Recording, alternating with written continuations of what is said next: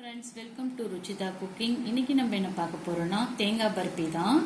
அதுக்கு அரை முடி தேங்காய், அரை கப் பால் பவுடர், அரை கப் நாட்டு சர்க்கரை, முந்திரி பருப்பு, ஏலக்காய், நெய்.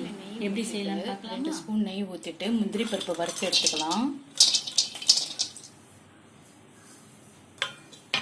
மிக்ஸி ஜாரில் போட்டுட்டு நல்லா ஃபைனாக பொடி பண்ணிக்கலாம். நல்லா பொடியாக ஃபைனாக அரைச்சிட்டு வந்தாச்சு.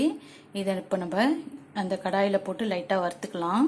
வீட்டில் நெய் தடவி வச்சுக்கலாம். இதில் வச்சுட்டு அந்த தேங்காயில் இருக்க ஈரெல்லாம் போகிற அளவுக்கு வறுத்துக்கலாம். இப்போ நம்ம அந்த நாட்டு சர்க்கரையை சேர்த்துடலாம். நாட்டு சர்க்கரையை சேர்த்துட்டு நல்லா கலந்து விடலாம்.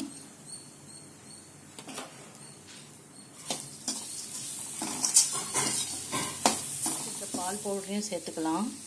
தண்ணி எதுவும் சேர்க்க தேவையில்லை. ஸ்பூன் நெய் சேர்த்துக்கலாம். சேர்த்தோம்னா ஒரு பைண்டிங் ஏஜென்ட் மாதிரி இருக்கும், சாஃப்டாகவும் இருக்கும். அதுக்காக தான் நம்ம நெய் சேர்த்தோம். பண்ணி செய்யுங்க ஒவ்வொரு பொருளும் போடும்போது.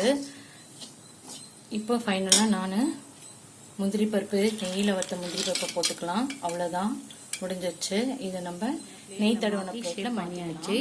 இது லைட்டாக வார்மாக இருக்கும்போதே நம்ம கட் பண்ணிடணும். ரொம்ப ஆறிச்சுன்னா கட் பண்ண முடியாது. ஸோ நம்ம கட் பண்ணிக்கலாம். நான் கட் பண்ணி எடுத்துட்டேன். ரொம்ப அருமையாக வந்திருக்கு. தேங்காய் பர்பி ரெடி ஆயிடுச்சு. நீங்களும் உங்கள் வீட்டில் ட்ரை பண்ணிவிட்டு எப்படி இருந்ததுன்னு சொல்லுங்கள்.